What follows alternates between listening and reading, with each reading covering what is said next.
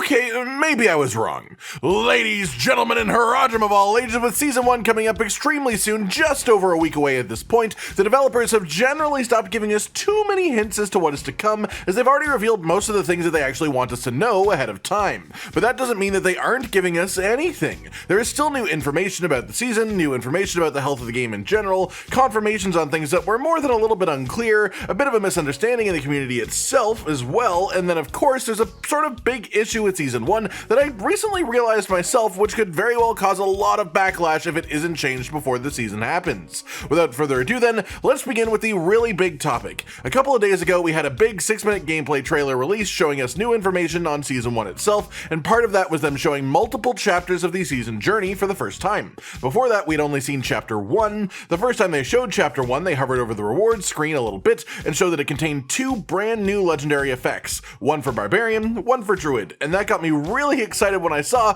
that there were at least 2 more pages of chapter journey that each gave us 5 new aspects. In my excitement, my brain sort of had a short and I full on assumed that every single one of these would be a new legendary power that wasn't in the game before. It didn't even cross my mind that that wouldn't be the case, but it has been fully 100% confirmed by Adam Fletcher, the Global Community Development Director for Diablo, that there are in fact 7 new legendary aspects, no more than that. He specified that it is 1 new one per class, which we were correct about at least, and 2 all-class legendaries. Past that, there will be 6 new unique items and 32 Malignant Hearts. The big new info here, though, that's important not to slip over, is that some of the Malignant Hearts will actually be class-specific. Not all of them, of course, but some of them. And of course, that is actually sort of big, as it means that they can have more integral effects that might actually enable different builds. You have to remember that these are essentially legendary powers within themselves, except that they go in a different place and are locked to the seasonal realm unless the devs decide that they particularly like any of them and decide to make them into full-on legendaries when the season ends. So from my end,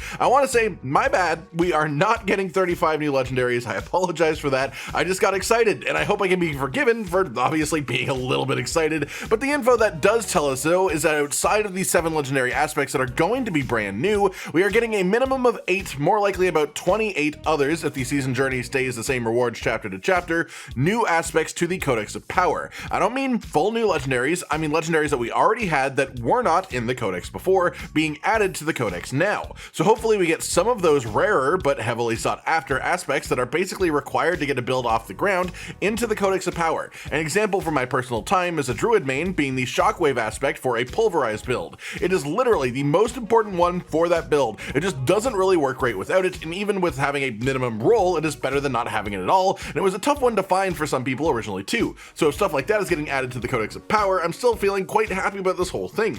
Another example would be the Grasping Whirlwind aspect for Barbarians, which lets you pull enemies occasionally while spinning with Whirlwind. Of course, this one is really nice. It's just good quality of life for Whirlwind. It doesn't have any sort of growing effect, which means that it would be incredible in the Codex of Power, and it was really hard to find for a while for a lot of people too. On a note of Malignant Hearts though, as that did come up, I feel like there's something I really do need to talk about with this. In the footage we had in the Season 1 developer stream that revealed a lot of stuff, we saw some of the caged hearts, the Malignant Hearts, in the player inventory, by which I mean there were 3 hearts and they took up 3 inventory spaces. It didn't really hit me at the time, but of course it has as I continually go back over these bits of footage we've gotten, making sure I haven't missed anything, and that means that these hearts will take up inventory spaces, right? And that could be a massive problem for the player base as a whole moving forward into the season. There are 32 different Malignant Hearts. They will not stack with each other, and even if you have 2 of the same one, I'm pretty damn certain they won't stack with each other either, as they'll have different values of power just like legendaries do. After all, the one that we were shown is a level 20 required Picana Heart, which is labeled as level 2 at the top by the way, that has 64 damage as a flat number. That number would obviously just be useless at that rate at a high level, so of course they will scale this with level in some way. The fact that they have their own levels at the top 2 all but confirms that they do scale in the first place, so they will take up inventory space. They will not have their own tab or anything like that because that's just the general inventory tab. They cannot be stacked even with the same aspect. And well, let's just say that there has been a lot of vocal complaints even from myself about the current inventory space situation in Diablo 4. The stash simply is not big enough. If you care in the slightest about multiple builds for your class, you save the best roll that you have of every legendary that drops because you never know when you might use it. You save at least 1 copy of every unique that drops. You save gear that you are considering imprinting a legendary on, or gear that needs rerolls because it is almost really good, and all of that fills the stash insanely quickly with its current 4 pages. It's just not enough. Not to mention if you make a second character, God forbid. Once I was playing both Druid and a Barbarian, my stash was an absolute nightmare to actually manage. Not to mention that Barbarian actually has 12 freaking slots on their character that they use for every single build.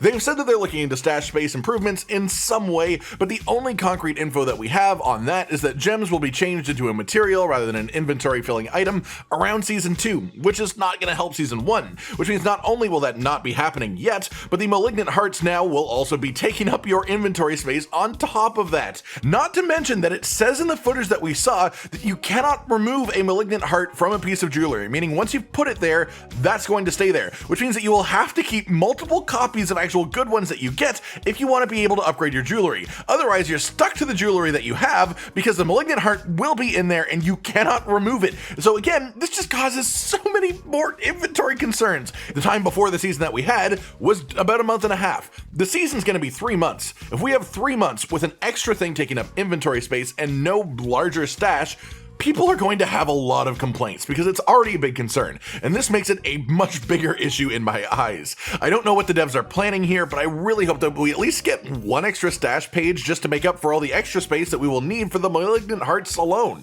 Past this, one simple question: how many friend requests do you get per day while you're playing Diablo 4? Because until recently, I was getting a solid 5 friend requests per play session. Not from actual people playing the game, no, that would be bragging that I'm making friends, but from actual obvious gold selling spam accounts. Of course, I was reporting them every single time, I'm blocking them so that they can't contact me again, but the requests just keep coming. There were so many accounts just sitting there doing that, and now we have confirmation from Mike Ibarra, the president of Blizzard as a whole, that there was a UI bug in the game where users could see a list of full BattleNet IDs of all nearby players, which, by the way, is a pretty big deal, and that was what led to these gold sellers just sitting in major towns, spamming requests out to everybody who walked by, everybody who was in a major town, and of course, people go there all the time.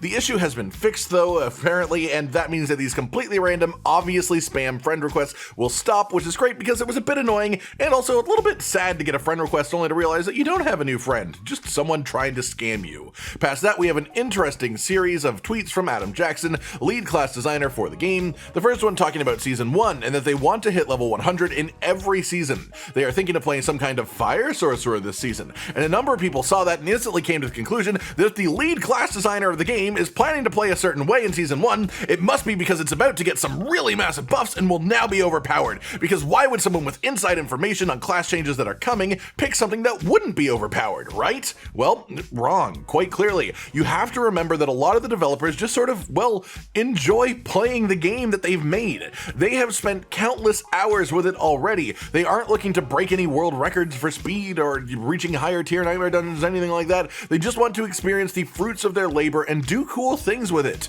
Rod Ferguson, the GM of Diablo, for example, is playing a Thorns Necromancer. Not to say that Thorns Necro is unplayable by any means, but it is far from a meta build. He's just having a good time. They all are, and I respect that completely, just as I respect any player who chooses to just do what they think is fun. Past that, we have clarification on an interesting interaction. We were told that once the patch hits on the 18th, you have to log into your character with the most Lilith Altar progress and Fog of War progress for it to transfer to any new characters from that point. But a hardcore player brought up a real problem. What if their progress was all made on hardcore characters that, you know, maybe died and are now fully wiped off of the server? Joey P, Mr. Joseph Pipiora, the associate game director, said that you will not get credit if you cannot log into the character after the patch hits. It's obviously not ideal, but this is a mechanic that they rushed in after seeing player response so that we could have it as soon as possible. It's not one they planned ahead of time, and while it may be made simpler in the future, this is just how it is for the start, for right now. That said, if you have a high-level hardcore character with all of your Altars of Lilith and all of your map discovery already done on that character, I would make a point of being extremely careful with them until the 18th happens so that you can apply that progress to your account as a whole. I'm just saying. Then finally, we just have a touch of community news, which is that the first Tier 100 Nightmare Dungeon has been completed by hardcore players. Up until now, this was obviously an extremely terrifying thought. Tier 100 Nightmare Dungeons can execute you in milliseconds. Doing that on on hardcore, where you can't die or your character's gone, is obviously a ridiculous challenge. This, however, has now been completed by users Alanon and Rise, a pair of Necromancer friends who completed this together. All that just to say, hey, congratulations to them. Everyone give them a round of applause, because that is an absolutely nutty achievement, and it's crazy to see that this has been done now. Well done. Simple as that. And that's it for today then, everyone. All the important news, a proper confirmation on the amount of new legendaries coming in, and how that is all going to work. A bit more information on Malignant Hearts, my growing concerns about stash and inventory space in Season 1, a fix to stop a lot of spam messages that you may have been getting, and then just some things to think about for the future. I hope you've enjoyed this breakdown of the last couple of days of news for the game. I hope it helps alleviate the weight that we've got ahead of us until next week just a little bit, as the days are starting to feel increasingly longer and longer, knowing that it's right around the corner for Season 1. Like you like the video, subscribe and hit the notification bell for more, and most importantly, ladies and gentlemen, until next time, stay sweet.